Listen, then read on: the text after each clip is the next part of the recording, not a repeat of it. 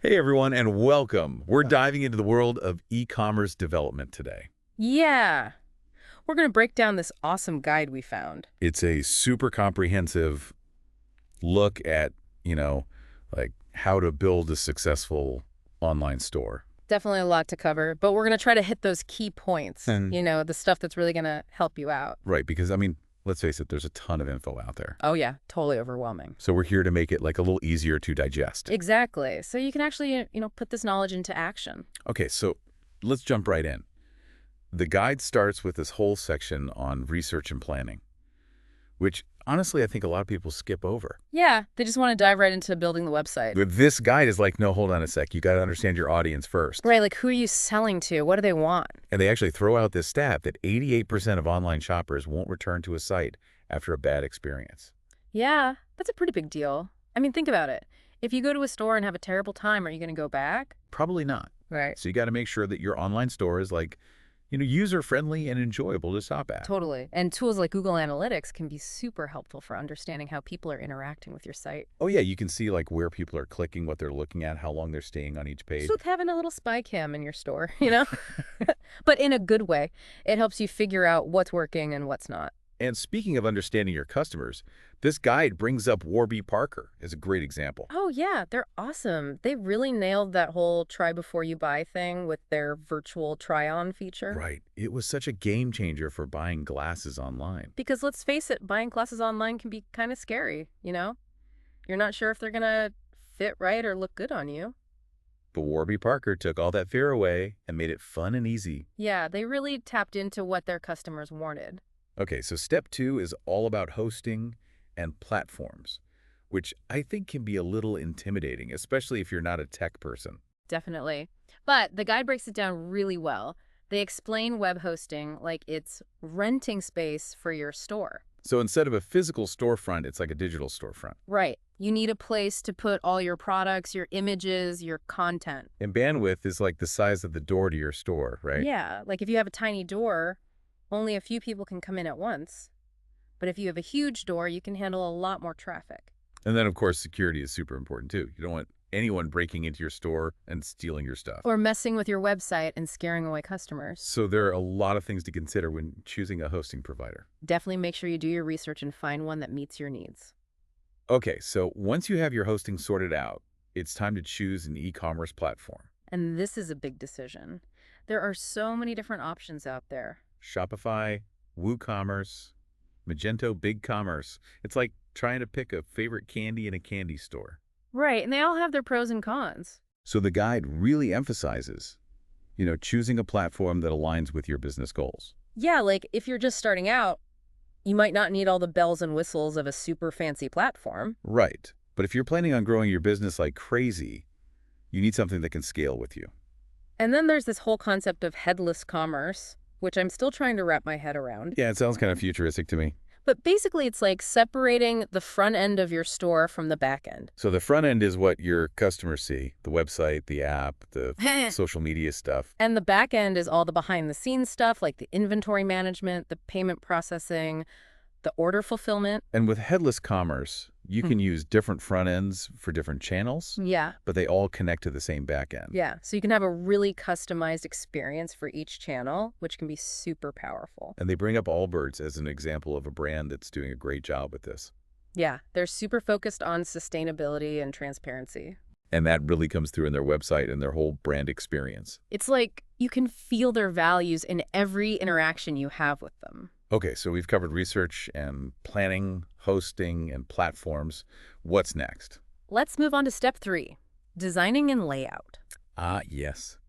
This is where we get to make things look pretty. It's definitely where the creativity comes in, but it's not just about making things look good, Right, function over form. Exactly. Usability is key. You want people to be able to find what they're looking for easily and check out without any hassle. Yeah, the guide actually lays out a 3-step process for designing your store. Okay, what are those? So first you've got wireframing. Wireframing. Right, which is like creating a blueprint for your website. So kind of mapping out the layout. The Yeah, it's structure. exactly. Like Right. where everything's going to go, the navigation, the product pages, Yeah. the checkout process. Gotcha. So it's like the skeleton of the website. Exactly. Then you move on to live designing. Okay, so this is where we start adding the visual elements. Yep. colors, fonts, images, all that good stuff. So basically bringing that wireframe to life, making it look all nice and pretty. Right, and this is where you can really let your brand personality shine through. Totally. Yeah. And then the third step is usability. Which we already touched on a bit, but it's so important it deserves its own step. Yeah, because what's the point of having a gorgeous website if no one can figure out how to use it? Exactly. It's like having a beautiful car that doesn't run.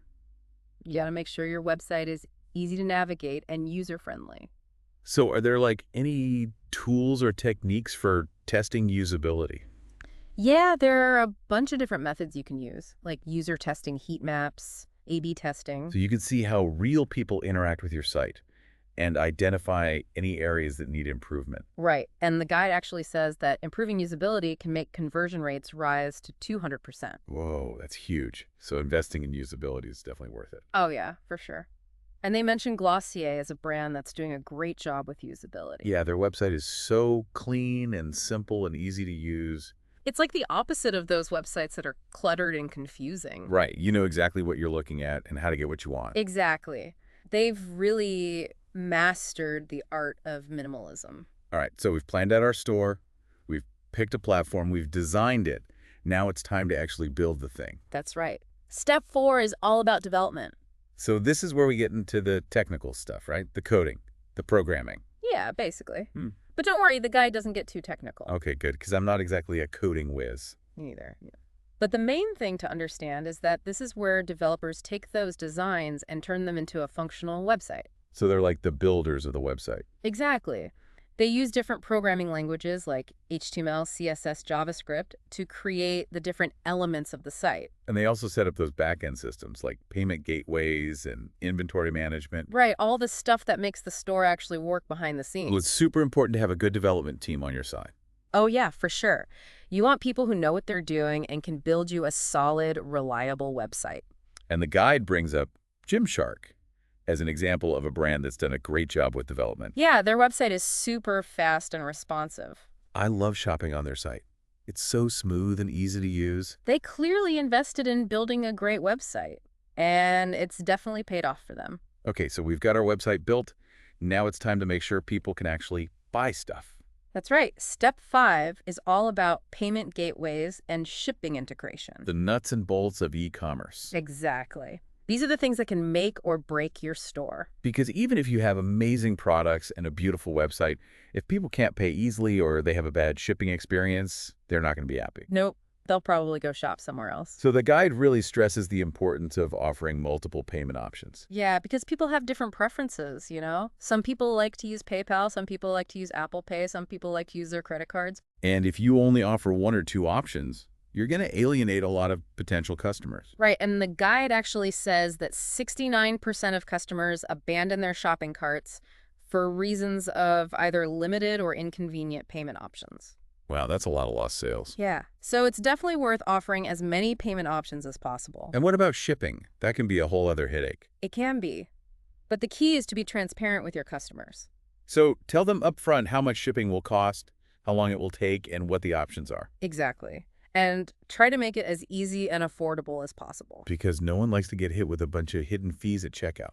Right, or wait forever for their order to arrive. Okay, so we've covered payments and shipping. What's next? Step 6 is all about testing and deployment.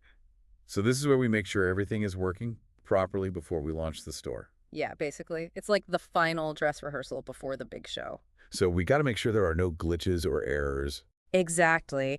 And the guide talks about different types of testing, like functional testing, usability testing, performance testing, security testing. So we're testing everything from the checkout process to the website speed to the security of the site. Yep, leaving no stone unturned. And once we're confident that everything is working perfectly, then we can deploy the site. Which means making it live for the world to see. Hitting that publish button, it's a big moment. It's exciting. All that hard work finally paying off. But like you said earlier, launching is just the beginning. Oh yeah, totally. Step 7 is all about post-launch activities.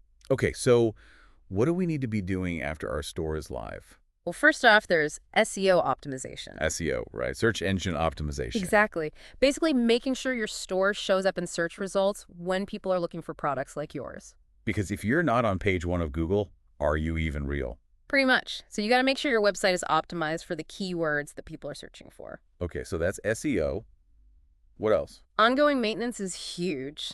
So like making sure the website is running smoothly, fixing any bugs, updating content. Yep, and responding to customer feedback, too. Right, because happy customers are repeat customers. Exactly. And don't forget about analytics. Oh, yeah, we talked about Google Analytics earlier. Right, you got to keep track of how people are using your site, what's working, what's not. So you can make improvements and, keep getting better. Exactly. E-commerce is all about continuous improvement. This has been super helpful. Mm. I feel like I have a much better understanding of the whole process now. Me too. Mm. It's amazing how much goes into building a successful online store. Right. It's not just about putting up a website and hoping for the best. Nope. You got to have a solid plan, a great team, and a commitment to constantly learning and growing. Well said. And the guide ends with this really interesting thought. Oh yeah, what's that? It asks, if your online store was a physical store, what would it look like, feel like, and sound like? Whoa, that's deep. Yeah. It's like taking all those online elements and translating them into a real-world experience. Right, like what kind of music would be playing? What would the lighting be like? What would it smell like? It really makes you think about the whole sensory experience. And how to create a brand that people connect with on an emotional level. Exactly. Because at the end of the day, people buy from brands they like and trust. So true. Well, I think we've covered just about everything in this awesome guide. Yeah, I feel like we've really dived deep into the world of e-commerce development. And hopefully given our listeners a ton of valuable insights and actionable advice. If you're thinking about starting an online store, or if you're already running one and you're looking to level up, definitely check out this guide. It's a game changer. And that's it for this episode of The Deep Dive. Thanks for joining us and happy selling.